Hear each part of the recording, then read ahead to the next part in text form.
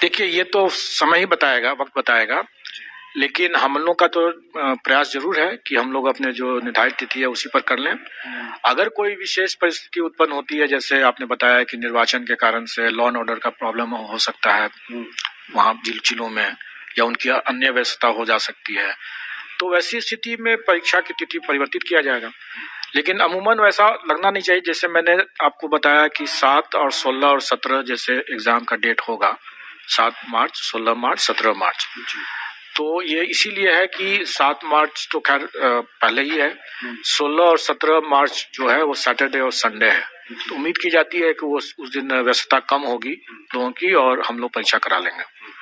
Sir, आपका जो examination calendar है उसके मुताबिक जो TRE 3.0 था वो अगस्त के महीने में होना था। अब आप कह रहे हैं कि अगस्त 2024 में ये परीक्षा होगी, लेकिन वो 4th फेज की परीक्षा होगी।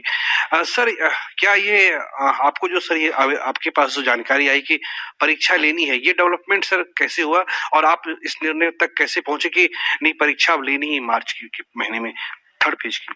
देखिए, ये तो जो भी परीक्षा होना है और कितने पदों पर होना है, ये अधियाची विभाग पर निर्भर करता है। अधियाची विभाग ने हमें जो सप्लीमेंट्री रिजल्ट के लिए से मना किया तो हम लोगों ने नहीं दिया।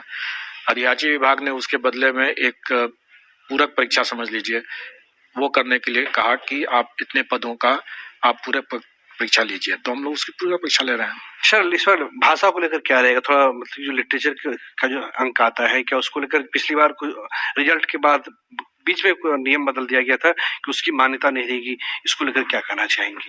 जो देखिए भाषा जो है हम लोगों का जो क्वालिफाइंग नेचर का, उसमें सिर्फ पास या फेल करना था उसको। अगर हम लोगों ने उसके प्रश्न पत्र के नेचर को देखते हुए, क्योंकि काफी स्तरीय था प्रश्न, उसको देखते हुए अगर हम लोगों ने उसको सबको पास कर दिया तो ये तो लेवल प्लेइंग फील्ड देने वाली बात हुई ना। ये तो सबको हम समान अवसर दे रहे हैं, हम किसी को भी उसके कारण से फेल नहीं कर रहे हैं। तो हम लोगों ने वही किया। अगर भविष्य में भी अगर मान लें कि अगर ऐसा ही कोई ऐसा प्रश्न आने की संभावना अगली बार कम होगी, क्योंकि इस बार हम लोगों ने जब देखा कि ऐसे प्रश्न हैं जो अच्छे लोगों को उसमें दिक्कत हो जाएगी, तो अगले बार हम लोग ज्यादा प्रिकॉशन लेंगे। लेकिन अच्छी तरह से सब लोग इस बात को समझते हैं कि कोई भी प्रश्न पत्र परीक्षा के समय से पहले हम नहीं देख सकते, हम देखते भी नहीं है, कोई भी नहीं देख सकता, तो पेपर लीक हो गया है फिर तो परीक्षा केंद्र पर ही वो खुलेगा प्रश्न पत्र और वहीं पर लोग देखेंगे और पाए कि बाद में हम लोगों ने जब देखा, हम लोगों ने जब पाया, जब हमारे पास शिकायतें आने लगी, हम लोगों ने भी देखा, हमारे एक्सपर्ट्स जब आंसर की बनाने लगे तो भी उन लोगों ने देखा कि भाई ये तो ऐसे प्रश्न हैं जो काफी हाई स्टैंडर्ड के हैं।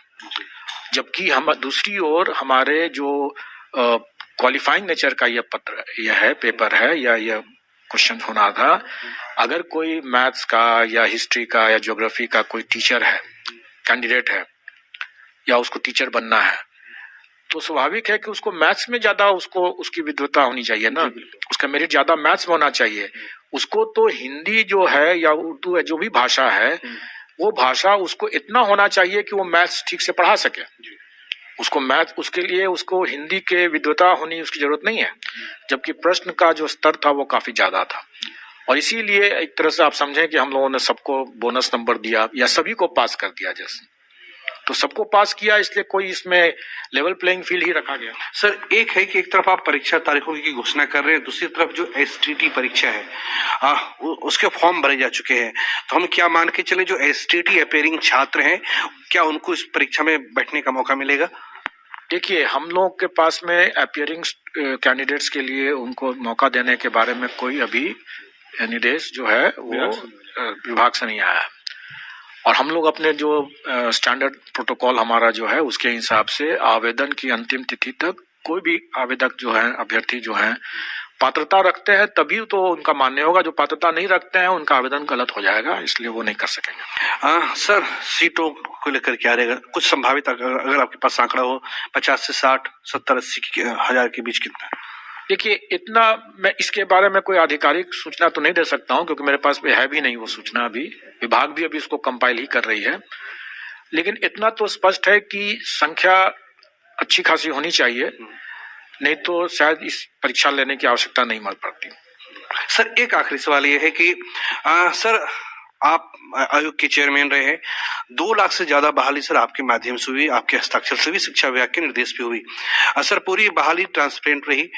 सर अब जो कि आपकी आयोग से विदाई हो रही है, आपका जो है सर क्या कितनी आत्मसंतुष्टि है, क्योंकि ये आप ही थे, आपकी बदौलत थी जो टिस की रिपोर्ट आई थी, उसके बाद जो मुजफ्फरपुर बालिका गृह कांड हुआ था। आप कई बार कहते हैं कि जो उनकी पीड़ित जो बच्चियां थी उनको हमने रिहेबिलिटेट कराया, उनको वो हमारी एक आत्मसंतुष्टि है। सर इसको लेकर आपका एक्सपीरियंस क्या रहा? आपने अच्छा किया कि बालिका गृह कांड के बारे में आपने चर्चा किया। वो तो मेरे हृदय से जुटा हुआ मामला है, क्योंकि जो भी उन बच्चियों की हालत देखते और समझते तो किसी के भी आंखों में आंसू आ सकता था। और उनको जब हम लोगों ने जब रिहेबिलिटेट किया, उनको रेस्क्यू किया और रिहेबिलिटेट किया, और आज 5 स्टार होटल्स में हाउसकीपिंग का या फ्रंट डेस्क संभाल रही हैं, तो वो सुन करके समझ करके वो काफी अच्छा लगता है और उसमें आदमी भावुक हो सकता है। कई और तथ्य हैं उसके बारे में जो आप सब नहीं जानते हैं, लेकिन मैं तो जान रहा हूं, इसलिए मैं इस बात को कह सकता हूं। यहाँ पर जो आत्मसंतुष्टि है बीपीएससी में अच्छा कार्य करने से के लिए, कार्य अच्छा हुआ है या नहीं अच्छा हुआ है ये तो आप लोग ही बता पाएंगे। मैं तो अपनी ओर से बेशक पूरा प्रयास किया ही हूँ, और मुझे लगता है कि इसकी जो आत्मसंतुष्टि है वो दूसरे किस्म की है। इसमें एक अच्छा काम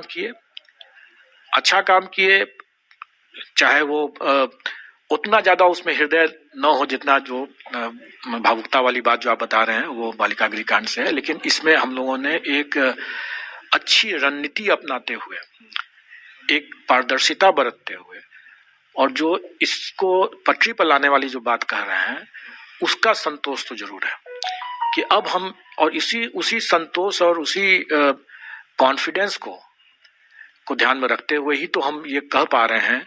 तो दोस्तों इस वीडियो में फिलहाल इतना ही। आगे की अपडेट के लिए चैनल के माध्यम से जुड़े रहिए। धन्यवाद।